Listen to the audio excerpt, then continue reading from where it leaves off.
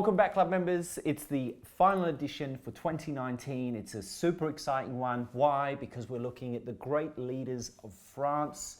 Are we not, Kyla? Oh, this is a topic so close to my heart. This is Kyla's so buzzed about this. I said, darling, we're going to do the great leaders of France. She was like, oh my God. No, don't tell them that I get nerded out by this stuff. But truly, I love Champagne history. I mean, it's not just about the wines. I love Champagne history. I think that this is a fascinating topic. We're looking at two really important men in not just Champagne's story, but France's story. Yeah. We are featuring Taittinger, we are featuring Champagne Drappier, and we're talking specifically about Pierre Tattinger, who founded the Taittinger Maison, and also General Charles de Gaulle. Yes. I'll get that right because I could be crucified in France for beeping that. Buggering that up. But anyway, we're talking about General Charles de Gaulle, who had a really close family connection with Drappier. Yes, and look, we're looking at a very famous family house from the north and a very important house from the south, Drappier. And both amazing wines. Great.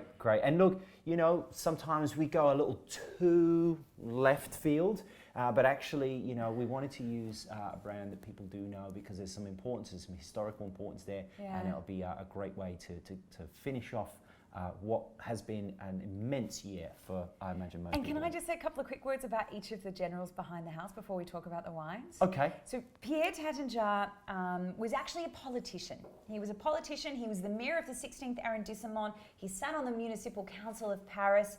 He went out to Champagne region in sort of the 1940s, late 1930s, during World War II. He was stationed at a beautiful chateau called Chateau de la Marqueterie, where General Joffre was orchestrating the resistance against Nazi Germany as they were coming into the Champagne region for World War II. And that's when he fell in love with this particular chateau, which we've dined at many times. Yep. In fact, we've had this wine there many times. Yes. He was a very important man, not just in Champagne, but also in the history of Paris and France. Charles de Gaulle, you know it from the airport.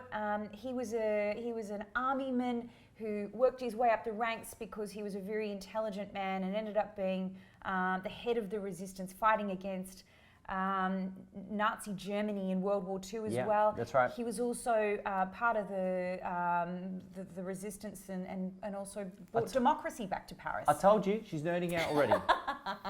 They're two very important men in history. Look them up. We haven't got time to cover it today.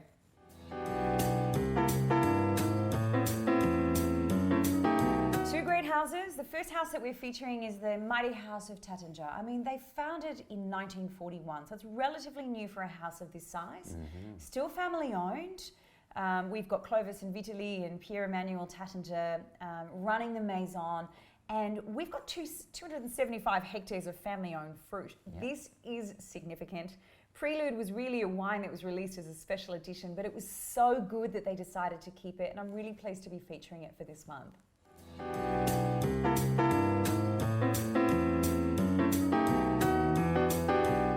So what do we have here? Prelude was released in the Millennium 2000 special edition, as Carla mentioned. We've got 50-50 Chardonnay Pinot Noir from the best regions of both the Côte de Blancs and the Montagne de Reims. So Montagne de Reims is famous for its Pinot Noir. If you don't know, you should. And Avis is very, or should I say, the Côte de Blanc has got lots of different points in it that are great for Chardonnay.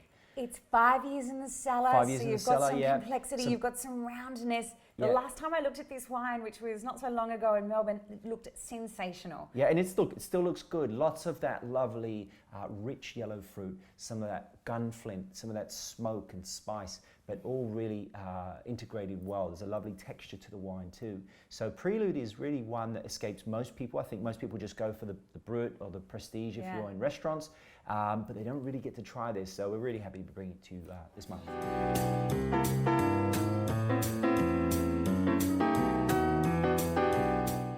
The other house that we're featuring this month is one that you know that we are very fond of. It's the House of Drappier, an immensely well-respected maison located now in the south of Champagne. Taittinger located in the north of Champagne. We're in the town of Euvy. We've got generation upon generation of some very talented winemakers at the helm. We have Michel Drappier. We have his papa still milling around the vineyard in the 90s. Yes. And we've got the children as well. Yeah. We have a house that's very natural in its approach. We're not using any filtration. We're not using any pumps. We're working with gravity. Yep. We're very, very low levels of sulfur for those of you that have the allergies to sulfur. So a very natural, gentle approach to winemaking that results in some very, very characterful wines. Being located in the south, they lead with that Pinot Noir, and you get a lot of power and a lot of drive from the Drappier wines.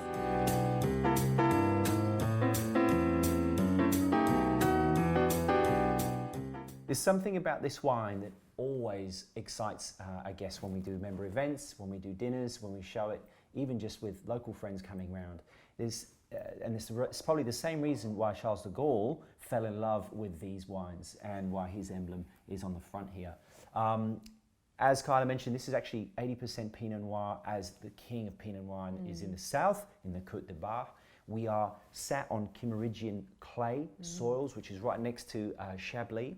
And the Chablisian soils really add that lovely texture and richness to wines without being heavy.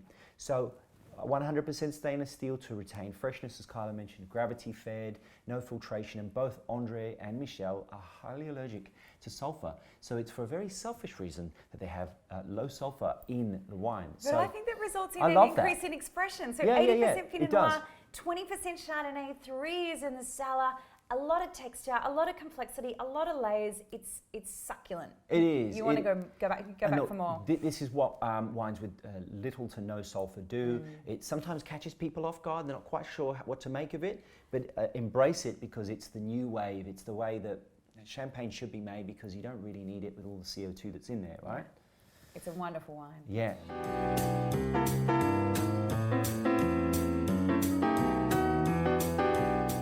We have 2 sensational champagnes for you this month, reflective of 2 very important men, not only in Champagne's story, but in France's history.